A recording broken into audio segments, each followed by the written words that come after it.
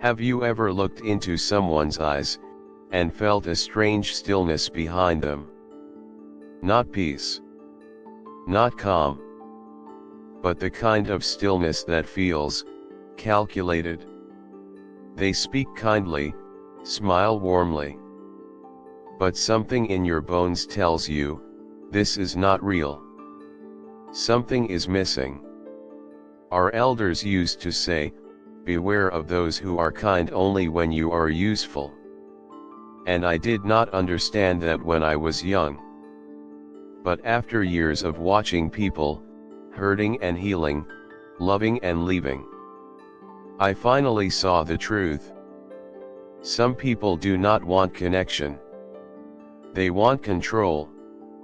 And when they lose that control, they do not walk away quietly. They strike one last time. A final trick, hidden beneath a mask of sorrow, nostalgia, or need. Today, I want to walk with you through that moment. When the narcissist sees your strength, and tries one last time to break it. Not through anger, but through guilt. Through emotion. Through the things you care most about. Let us walk through it together, like old friends, sitting by the fire, sharing what time has taught us. In the beginning, you gave more than you should have. You bent, compromised, tolerated. Not because you were weak, but because you hoped. Because you loved. You thought if you were patient enough, gentle enough, understanding enough, they would see your heart. But what you did not see was this: they already saw it. And they saw it as something to exploit, not to protect. And so, slowly, you faded. Your needs became small. Your voice quieter. Until one day, something inside you cracked. Maybe it was a conversation. Maybe it was a book. Or maybe it was the silence that finally got too loud. Whatever it was, you remembered yourself. You stopped explaining. You stopped begging. You began to stand, not over anyone, but for yourself. You began to say no without guilt. You began to say yes to your own peace. And that, my friend, is when everything changed. Because narcissists are not drawn to love. They are drawn to power. And your strength disrupted their illusion of control. That is when they knew, you were no longer theirs to shape.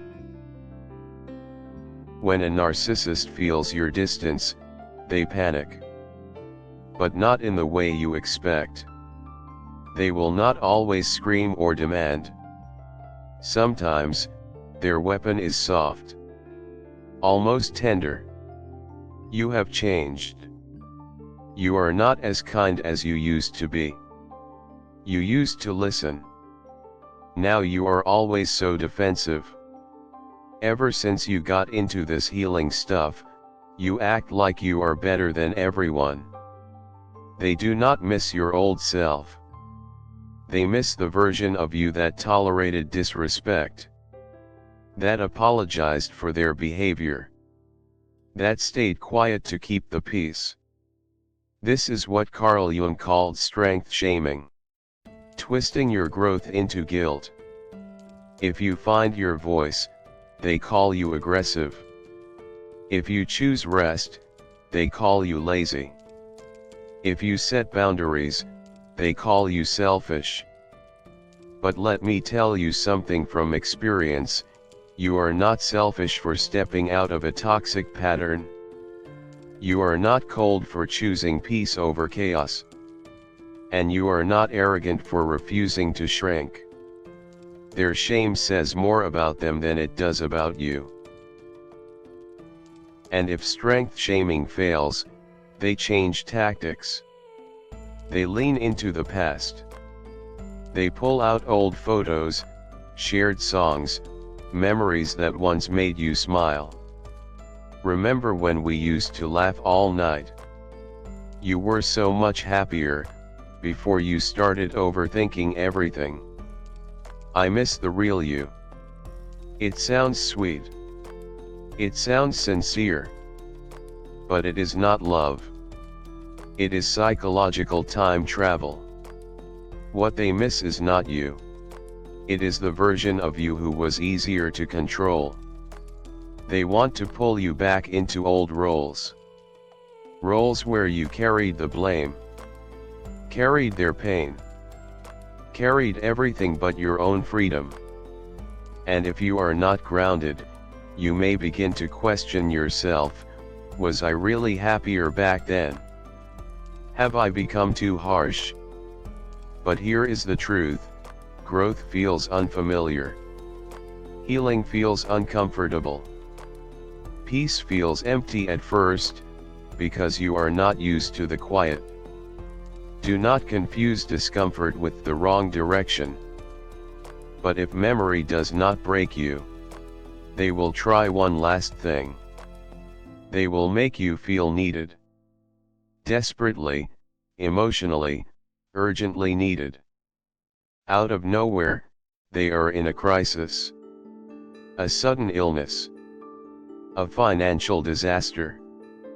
A mental breakdown. And they say, I know you are focusing on yourself, but please, just this once. I know we are not talking, but I have no one else to call. You are the only one who understands me. That phrase, just this once, is not a request. It is a test. They do not want help. They want your boundaries to bend. They want to know that no matter how strong you become, you will still come running. Carl Jung called this manufactured vulnerability. A calculated appeal to your compassion. And the most painful part is, sometimes, their pain is real. But real pain does not entitle someone to break you. Not again. Not ever. So, what do? You do not become cold. You become clear. You do not shut down your heart. You learn to protect it. Jung spoke of differentiated compassion. The ability to care without carrying. To love without losing yourself. You can feel their pain, and still walk away. You can hope they heal, and still refuse to be their healer. Because some people do not want healing. They want to stay broken and make you responsible for it. Ask yourself, is helping them helping me become who I truly am? If the answer is no, then the kindest thing you can do is let go. Not with hatred. With wisdom. When a narcissist sees you as too strong, what they are really seeing is themselves. And everything they gave up becoming. Your power terrifies them. Because it reminds them that they, too, had a choice. But you chose to grow. And now you must choose again. Choose your peace. Choose your truth. Choose the version of you that walks tall, speaks gently, and loves fiercely. But never at the cost of your own soul. You are not here to be controlled. You are here to live. And no amount of guilt, nostalgia, or crisis is worth trading your freedom away. Not anymore. Not ever again.